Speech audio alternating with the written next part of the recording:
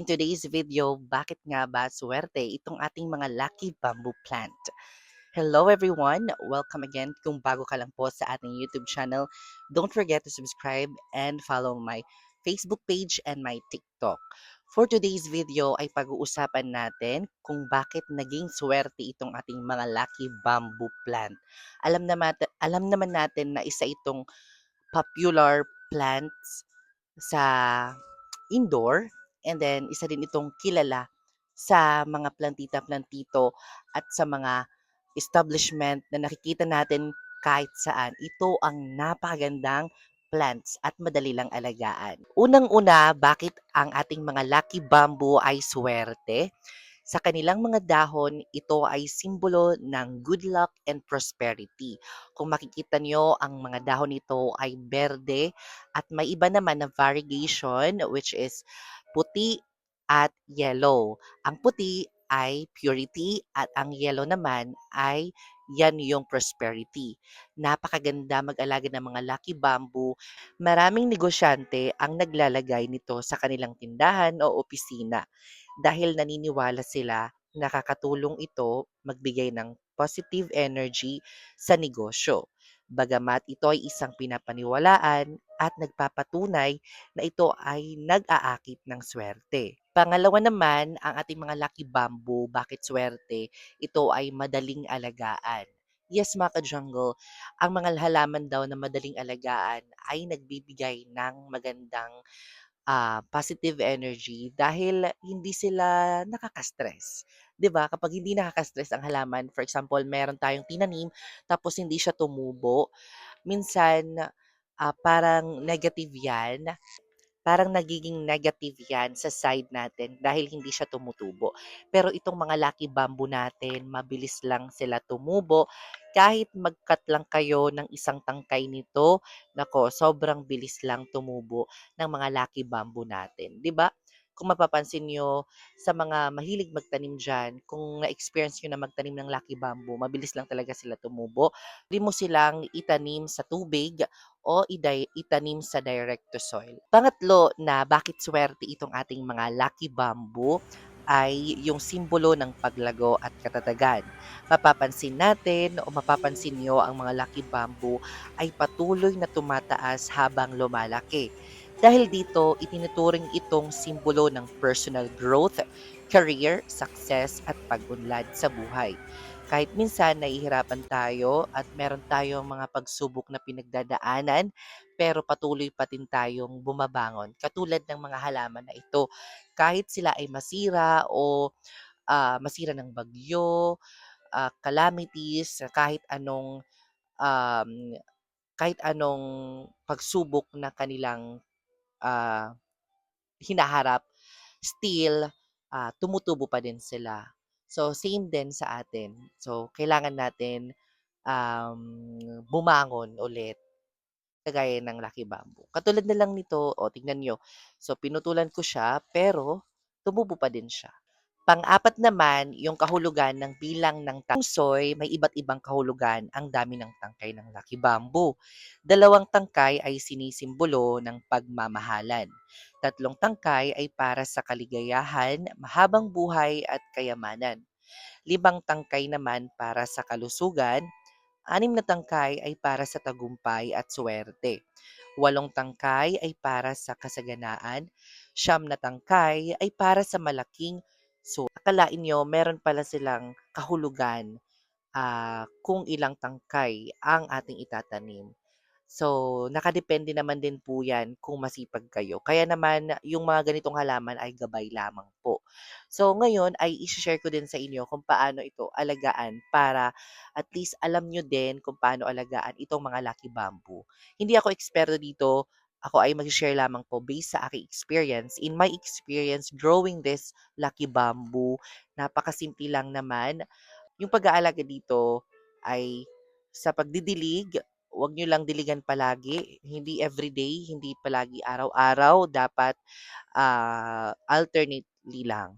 Pero kung nasa labas naman sila ng bahay like nakatanim sa direct to soil o diretsong lupa, ay pwede mong diligan araw-araw kasi madali matuyo kapag nasa lupa sila. siyempre naiinitan sila masyado. Huwag mo lang silang itutok sa full sun o sa direktang sikat ng araw para hindi masunog yung ating mga lucky bamboo. Bagamat ang ating mga lucky bamboo ay madali lang alagaan, kailangan pa din natin um, alagaan itong ating mga lucky bamboo katulad ng pag-spray ng mga dahon kung meron insekto. So, kung ito ay yung mga lucky bamboo kasi ay prone ng mga aphids at mga spider mites. So, kung makikita nyo na merong mga spider mites o aphids sa mga lucky bamboo ninyo, nako, tanggalin nyo na agad at i-wipe ninyo ng um, clean cloth para mas mapaganda itong ating mga lucky bamboo.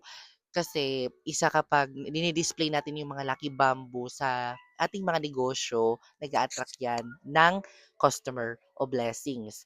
Kapag medyo hindi maganda ang ating lucky bamboo, syempre hindi maa-attract yung blessing sa atin. Kaya naman mas maganda kung lilinisan natin yung mga dahon nito para ma-attract yung ating prosperity and good fortune ng ating saan nga ba mas maganda ilagay itong ating mga lucky bamboo?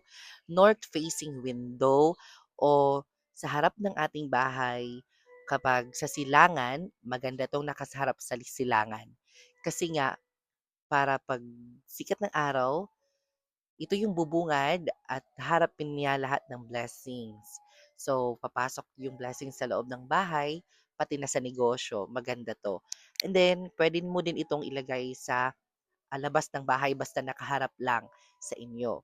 Ang mga lucky bamboo kasi, ito ay pinapaniwalaan sa feng shui na merong wood and water elements na nag attract ng good fortune and prosperity. Kaya naman, ugaliin din na meron kayong mga ganitong halaman sa loob ng ating bahay, yung mga lucky bamboo. So, ayan, magkwento tayo dito sa ating lucky bamboo since tapos na tayo nag-share kung bakit ito swerte. Itong lucky bamboo na nandito sa akin, medyo matagal na din ito. Siguro if I'm not mistaken, binigay lang ito sa akin ng aming kapitbahay at naparami ko na din ito. Yun nga lang, medyo nahihirapan ako sa pag-alaga dito kasi siyempre ako yung tao na mahilig sa dilig. Yung pag titingin ko sa mga halaman ko kahit kahit hindi pa siya basa, basta didiligan ko siya. So, yun, hindi siya nami-maintain yung pagtubo niya kasi na-root rot o nabubulok yung kanyang ugat. Kaya yung mga laki babo natin dito, hindi siya masyadong nag-grow.